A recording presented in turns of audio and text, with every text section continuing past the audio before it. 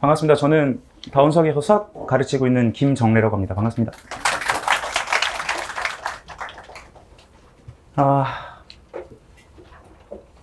다음 주에 시험 시작이죠. 그렇죠? 뭐 양정고처럼 다다음 주에 시작하는 학교도 있는데 저도 최선을 다해서 준비했고 다음 주 월요일부터 저 새벽기도 나갈 거예요. 그러니까 애들 고생하면서 공부한 걸 옆에서 보면서 엊그제도 한 명 와가지고 막 울었거든요. 생각하는 것만큼 점수가 안 나온다. 상담하면서 울고 그래서 그러니까 그 옆에서 보면 시험 못 보면 이제 아이들이 제일 속상하고 그다음 뭐 어머님들도 속상하시잖아요. 아닌가요? 그다음 아마 저일 거예요. 그래서 저도 진심을 다해서 기도하면서 결과 기다려 볼 건데 표정 좀 펴주시면 안 될까요? 지금 너무 무서워요 지금. 여기가 제가 강의하는 강의실입니다. 좀 쾌적하죠. 뒤에 냉장고에 음료수도 비치해놨으니 가실 때 한 잔씩 가져가시고 오늘은 일단 여름방학을 아이들이 어떻게 보내면 좋을지 설명드리는 자리라고 알고 있어요. 그래서 저한테 부여된 시간이 20분인데 20분 안에 최대한 짧게 설명을 할 거고요. 아마 저희 반 수강생이 아니시면 제 얘기 안 들으실 거 알아요. 근데 좀 봐주시면 안 될까요, 저 좀? 그냥 짧은 시간이니까 좀 들어보시고 그리고 도움되는 내용이 있을 수도 있잖아요. 그러니까 조금이라도 도움이 되는 시간이 되길 바랍니다. 일단 저는 김정래라고 하고요. 하이퍼반을 운영하고 있는데 우리 아이들 여름방학 때 뭘 공부해야 될지 먼저 가볍게 좀 말씀을 드릴게요. 기본적으로 우리 수학학 깔 거죠. 수학하는 무조건 하는 게 맞다고 보고요. 거기에 이제 수학 1이나 수학 2를 얹게 될 겁니다. 미적분 하는 거 저는 무조건 반대할 거예요. 너가 아무리 똑똑해도 미적분 하면, 왜냐면 미적분이 공부 볼륨이 너무 많고요. 이거 여름방학 우리 기간이 얼마 되나 아시죠? 한 3주 반? 4주 정도 되는데 이거는 제가 학생 입장이어도 3주 반, 4주 안에 미적분을 하는 건 불가능하다고 봐요. 그래서 겉핥기식이 될 가능성이 너무 높기 때문에 그리고 지금 안 건드려도 할 시간이 많아요 앞으로. 그래서 수원 수투 중에 하나를 골라서 하셔야 되는데요. 수원 수투를 둘 다 넣는 순간 아이들은 이제 머리가 터질 겁니다. 수학과에 수원 수투까지 하면 이게 시기적으로 1년 반 커리큘럼이죠. 학교에서 배우는. 그거를 3주 반에 할 수 있을까요? 이거는 불가능해요. 그래서 수원 수투 중에 하나만 고르시길 바라고 이건 아이 실력마다 좀 다른데 저는 개인적으로 수원을 할 겁니다. 왜 수원을 하는지 가볍게 좀 설명을 드릴 테니 필기 안 하셔도 되고.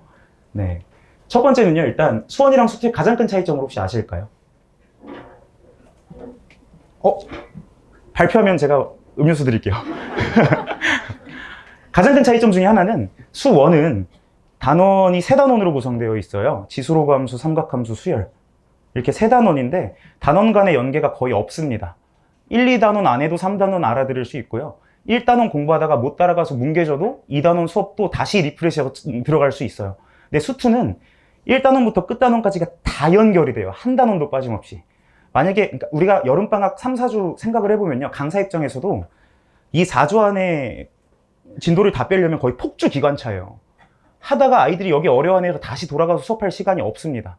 예를 들어서 1, 2단원을 잘 소화했어. 근데 3단원을 어려워했는데 4단원 할 때 3단원을 다시 볼 시간이 없고 그냥 쭉 나갈 거예요.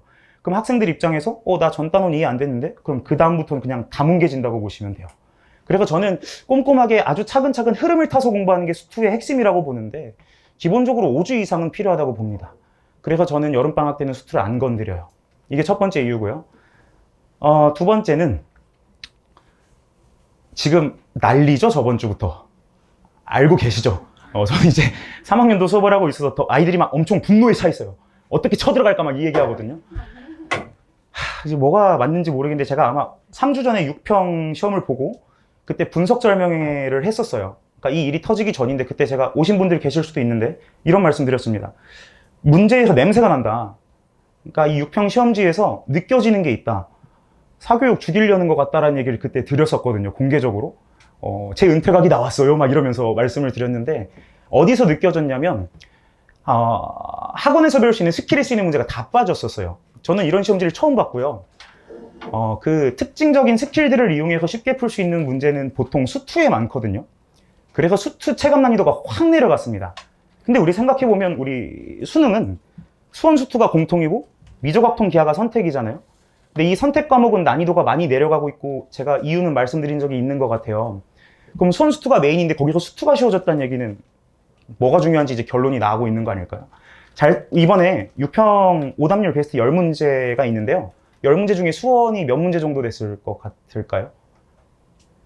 대충 예상 한번 속으로라도 해보시겠어요? 어차피 말 안 하실 거니까. 절반입니다. 오답률 베스트 10문제 중에 5문제가 수원이에요. 그러니까 아이들이 그만큼 이제 이게 수원이 어려워졌다고 보기에는 수투가 쉬워진 게 맞긴 한데요. 수원이 그만큼 앞으로는 되게 중요해질 것 같아요. 사실 그 기저를 말씀드리면 제가 밤새야 되는데, 수원은 아까 재료가 많다 그랬죠? 단원별로 연계가 안 되고. 이제 새로운 걸 많이 배워요. 그러니까 출제자 입장에서도 재료가 많다 보니까 조금 이 가공해서 문제를 새로운 걸 만들어내기가 훨씬 좋아요, 수투보다. 그래서 조금만 참신한 문제 나와도 아이들은 대처를 잘 못하기 때문에 제가 볼 때는 내년 또는 후년까지는 수원이 가장 변별력이 센 단원이 아닐까라고 감히 예측을 합니다. 이해하실까요? 네, 수원이 왜 중요한지 지금 설명드리는 중이에요. 마지막으로는 우리 지금 만약에 수투한다고 생각을 해볼게요. 수학하랑 수투. 그럼 수학 1은 언제 할까요? 겨울방학 때 하겠죠. 근데 수1은 학교에서 언제 배우는지 아시죠? 2학년 1학기예요. 지금 애들 수원 뭐 중학교 때 2번, 3번 했어도 사실 뭐 거의 안 남아있을 가능성이 높고요. 겨울방학 때 깔짝 보고 학기 들어가는 거 부담스럽지 않으세요? 전 제가 학생이면 너무 불안할 것 같아요. 수투는요, 겨울방학 기간 길거든요. 이때 굉장히 진하게 보고요. 그 다음 여름방학 때 정규에서 보고 심화 문풀 특강까지 들어요. 그리고 2학년 2학기 들어가거든요. 그러니까 지금 수투하는 건 전 독이라고 봅니다. 네가 아무리 공부를 잘해, 저희 반 애들도 잘하는데 너가 아무리 잘해도 지금은 수원할 시기라고 말을 하고 있어요. 그래서 제가 가이드라인을 제 소신껏 말씀드리면 수학 하이 수원이 베스트고요. 거기에 수학을 좀 잘한다 하면 수투까지 얹으시는 건 좋아요. 근데 미적분 지금 하는 거 반대입니다. 이해하실까요? 그래서 저는 수학하랑 수원을 하는 건데 구체적으로 어떻게 시스템이 이제 돌아가는지 설명을 드릴게요. 수학하는 특강으로 진행을 하고요. 수원은 정규에서 진행을 할 건데요. 그 특강이 우리가 여름방학이 짧기 때문에 8회차로 구성이 되어 있습니다. 자, 우리 수학하도 단원이 몇 개인지 혹시 우리 아까 수원 단원 몇 개라 그랬죠? 아, 듣고 계시는군요. 네. 수학하도 3단원이에요. 수학하도 3단원인데 얘도 단원별로 이렇게 연계는 안 됩니다. 방학특강 8회차라고 있는데요. 이 안에 수학하 대단원, 3단원 다 빼는 거 시키면 할 수 있어요. 근데 그만큼 깊이가 떨어질 거고요. 당장 다음 학기가 수학하기 때문에 어려운 개념을 얼마나 흡수할 수 있는가, 얼마나 수학하에 나오는 내용을 이해할 수 있는가가 중요하잖아요. 8회 안에 전 단원을 다 하는 건 저는 반대하는 입장이라서 2단원만 합니다. 3단원 중에서 첫 번째 집합명제, 함수, 순열조합 중에 앞에 2단원만 해요. 그럼 이제 세 번째 단원 언제 하냐? 세 번째 단원이 순열조합인데요. 이 순열조합이 아이들이 제일 많이 틀리거든요. 제일 어렵다고 봐요, 저는. 근데 아이들은 본인이 그 단원을 못한다고 생각을 안 해요. 그러니까 무슨 얘기냐면 수학 상이랑 다르게 수학하는 기말고사 끝나면 아이들이 시험 끝나면 11시, 12시 저한테 전화 엄청 많이 주는데 쌤, 다 풀었어요. 시간이 남았어요. 검토까지 했어요. 저 대박 난 것 같아요. 답지 나오기 전에. 답지 나오면 전화가 안 와요. 왜 그러냐면 다 풀고 나서는 막 킹정래, 갓정래, 배운 거 다 나왔다 이러는데 경우에서 하나 살짝 잘못 쓰면 틀리는 게 순열조합 단원이에요. 그래서 채점하면서 김정래 이 새끼 때문에 망했네. 태도가 바뀌죠. 그래서 문제에 되게 많이 노출시켜야 되는 단원인데 방학 때 집합명제랑 함수한다고 순열조합 버리고 갈 거냐? 이거 좀 부담이잖아요. 그래서 정규에서 세 타임 빼서 먼저 순열조합을 하고요. 그리고 수원으로 넘어가는 커리큘럼 짜고 있습니다. 아마 어머님들 입장에서 저반 정규반은 안 들을 건데 또는 뭐 들어갈 수가 없는데 특강만 듣고 싶다. 그건 가능한데요. 특강만 들으면 순열조합을 못 듣는 거잖아요. 그런 분들 계실 것 같아서 저 순열조합은 현강에 와서 수업을 들을 수 있게 준비를 할 거고요. 특강 수강자더라도. 그리고 오는 게 좀 부담스러울 수 있죠. 그러면 영상으로라도 수강할 수 있게 준비를 다 해놓을 거예요. 그러니까 수학과 특강을 듣는다면 순열조합 저 정규에서 수업하는 것도 채워 넣을 수 있게 준비를 할 겁니다. 그래서 빨간 테두리를 쳐놨는데 수학하는 저렇게 투자가 된다고 보면 되고, 시기적으로 하나 더 아셔야 될 게 정규반 개강일 지금 글씨가 작은데 보이시나요? 7월 11일이에요. 근데 특강 개강일은 7월 20일이거든요. 며칠 차이 나는지 빼기 가능하시죠? 보통 1주 반 차이 납니다. 그래서 그 시기에 순열조합 하고요. 특강 개강 시점에 맞물려서 수원진도 나간다고 보면 돼요. 정규에서는 수원한다고 말씀드렸는데요. 수원은요, 좀 어렵게 갈 겁니다. 제가 아까 말씀드렸듯이 결국에 수능까지 바라봐야 되는데, 상하랑 수원2는 완전히 대비하는 방법이 다르거든요. 이것도 그냥 가볍게 들어보세요. 수원2랑 수학상하의 가장 큰 차이점은 수능에 나오는지 안 나오는지예요. 그러니까 최근에 모의고사 평가원 수능 기출에 수원은 당연히 많겠죠. 그럼 아이들이 공부할 문제의 사이즈나 종류가 수학상하에 비해서 압도적으로 많아요. 학기 들어가서 2학년 1학기 때 내신 대비할 거잖아요. 하지 않을까요? 네, 할 건데 그 하는 중에 제가 지금까지 나왔던 평가원 킬러들을 다 풀기 시작하면 진도를 다 뺄 수가 없습니다. 그래서 수1, 2는 그 직전 학기 방학이나 그 전전 방학에 애들을 킬러라는 단어 이제 못 쓰죠? 조금 어려운 문제들, 나왔던 데이터베이스에 있는 어려운 문제들을 얼마나 많이 노출시키느냐가 중요하고, 너희가 배웠던 개념이 실제 수능엔 이렇게 녹아들어. 이런 문제가 나오면 너네가 발상을 어떻게 해야 되고, 어떤 개념을 끌어다 써야 돼. 이거에 계속 지속적으로 노출을 시켜줘야 돼요. 그래서 지금 센 가지고, 또는 일품 가지고, 이렇게 수업하진 않을 겁니다. 저는 수능 때 이런 식으로 수원이 나올 거야 라고 깊게 들어갈 거예요.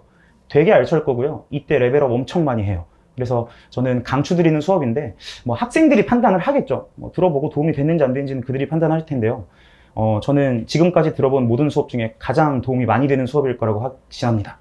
물론 그 다음에 수투 수업은 더 좋을 건데. 그죠? 그래서 이런 식으로 굴러간다고 보시면 되고요. 이제 제일 중요한 얘기 좀 할게요.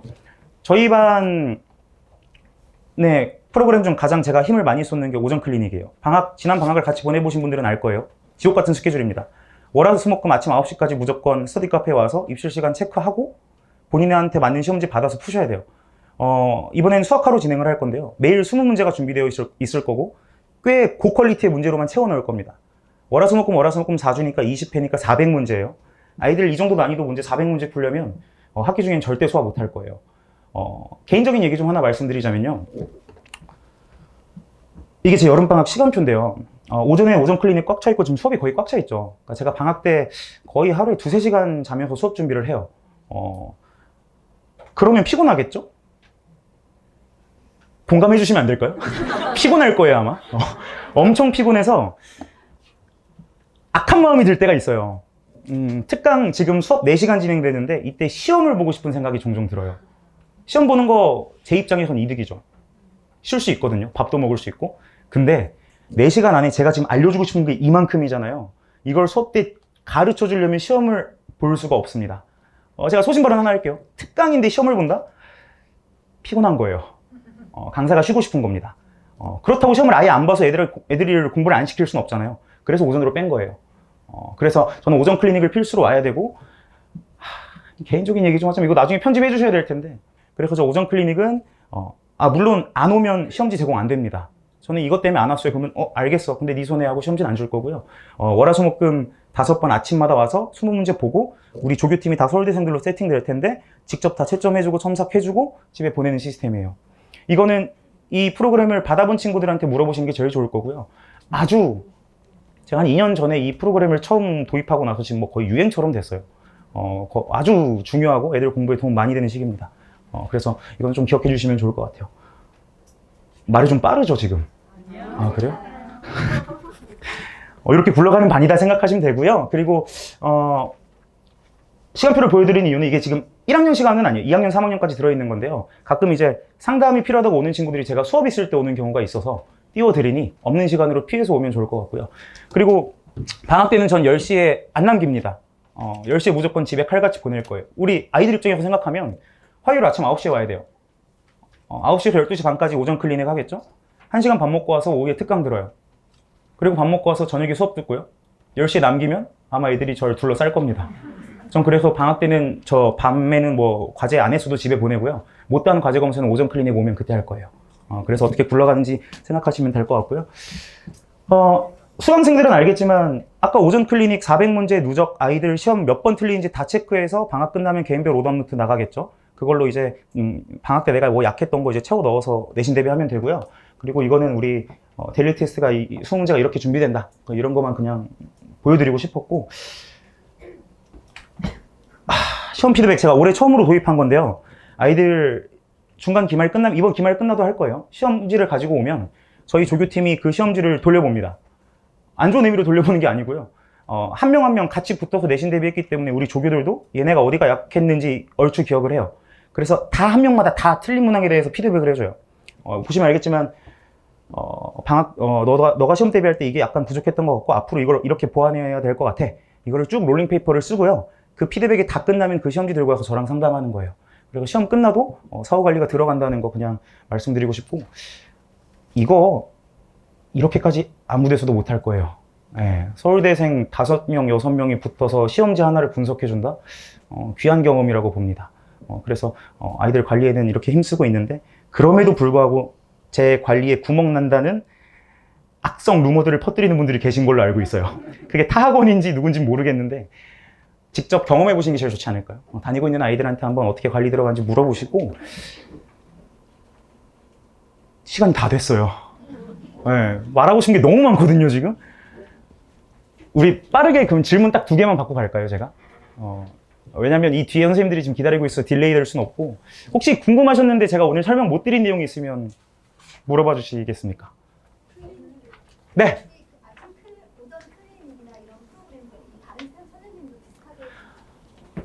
모르겠어요. 이거는 제 개인, 저희 반에 대해서만 적용되는 내용들이고요. 다른 선생님들도 하신 분들도 계신 걸로 알고 있으니 한번 물어보시면 좋을 것 같습니다. 네. 네, 괜찮아요. 네. 아니요, 특강은 아무나 수강할 수 있어요. 오전 클리닉은 원래 정규반 아이들만 대상으로 해요. 왜냐면 제가 가르치고 있는 학생들이 200명이 넘기 때문에 조교들 그거에 맞춰서 준비를 할 거거든요. 근데 간혹 특강만 듣는데 클리닉 참여하고 싶어요 분들 계셔서 오케이 합니다. 네, 아이랑 얘기해서 할 의지가 있다면 엄마가 보내서 오는 건 안 받아요. 예, 네.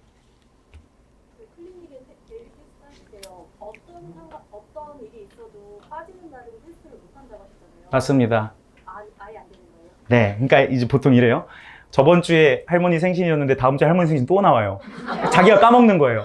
이런 거면 제가 눈치채고 이제 빼는데요. 학교 방과후 있는 애들이 있어요.